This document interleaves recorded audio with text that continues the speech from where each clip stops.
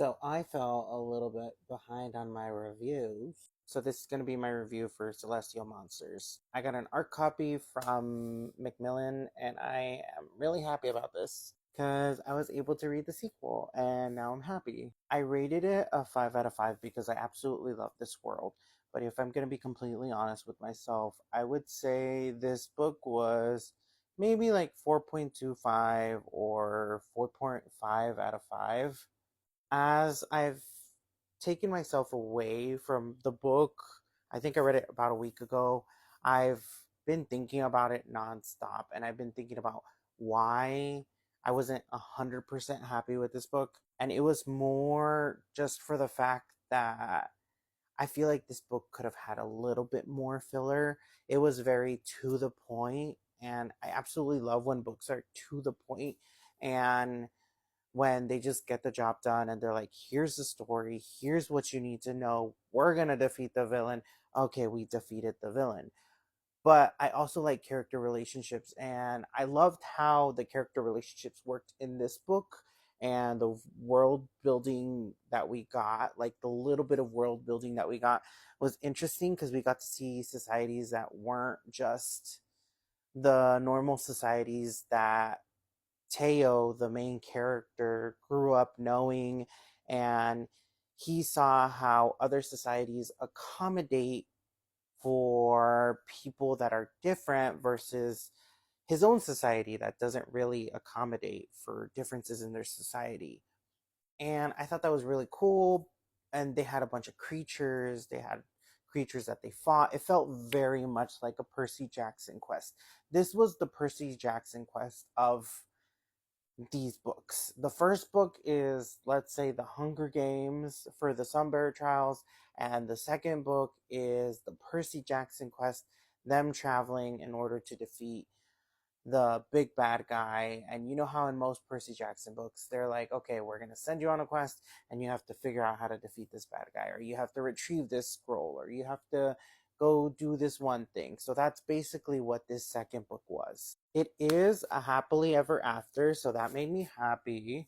That made me really, because I was scared. I was scared. I was running out of pages. We were running out of pages.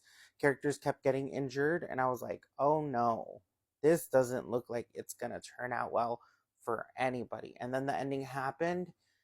It took me a little bit of time. I was kind of a little frustrated for like 5-10 minutes when I read the ending.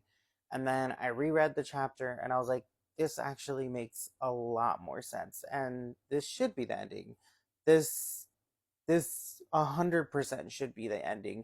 And then I finished the rest of the book and I was like, okay, that makes a lot more sense. I like that this book explored the ideas of taking accountability for your actions, even if you grew up a certain way and you grew up with certain ideologies, you could still change your mind and you could still be wrong and you could still be practicing things that are harmful to society and harmful to the animals that live in your society, the people that live in your society, just society in general. Just the mentality that you have can be harmful if you can't break away from it. Then it's people are always going to be hurt, and there's going to be this never ending cycle of just hurt people hurting people.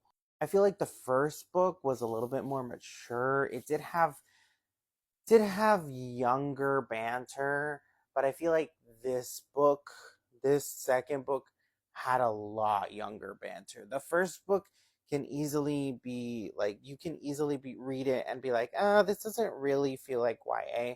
But the second book, I was like, oh, this 100% feels like YA, especially with it feeling like a Percy Jackson quest and the way that the three characters in Percy Jackson kind of banter versus the three main characters in this book and how they banter. It felt like that YA middle school book.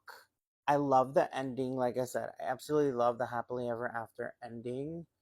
I think I did want to explore more of this world, and I think Aiden has a lot of potential to create another storyline in this world, whether it be another Sunbear Trials esque book or some other lore, or if he eventually revisits this world, or they eventually revisit this world and they're like, yes, I found this storyline like in 10 years, then that's perfect. Because there have been authors that are like, I have no more books left in this world. And then 5 to 10 years later, they pop out a book and they're like, hey, this storyline came to me. And I think with the Sunbear Trials world, there is definitely a lot of room to create a second storyline, or to create a new storyline, to create multiple storylines. Kind of like Legend of Korra, how they were able to create that, and there have ever since then been like comics and novels based on the Avatar of the Last Airbender world.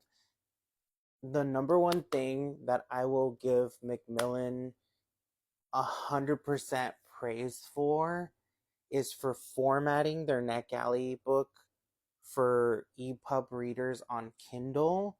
Because sometimes I'll get a book on Kindle and it will not be formatted. So Aiden Thomas's team, I give them props for formatting this book, not only on NetGalley, but on the EPUB for the Kindle.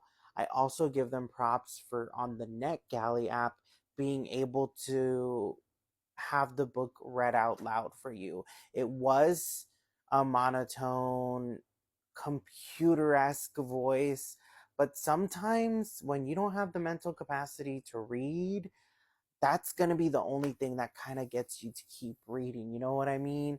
Like when you don't want to sit down to read, you have at least the read out loud option. Not only mentioning that it's helpful when you just don't have the mental capacity to read, but it's an accessibility tool that should be available just app wide. Just every single book that you get approved for on NetGalley, you should be able to have it read out loud on your phone, on your tablet, on your PC, because PC has an option to have it read out loud, but you should just have it in the app, in the NetGalley app, to be able to have the the e-arc read for you if you absolutely need it read for you. And I know that NetGalley has audiobooks, but they don't always have audiobooks for every single book. And sometimes you'll get approved for the e-copy, but you won't get approved for the listening copy. So that's also something that I wish it was factored into, where the moment that you got approved for an ebook on NetGalley, they could automatically send you the audiobook as well. You're approved for both if you absolutely need one or the other. If you're more of a Kindle reader, you can have the Kindle version.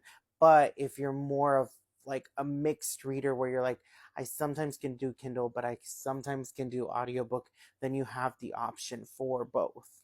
But this is a nice step in the right direction, where you have the read out loud option, and I really do appreciate that.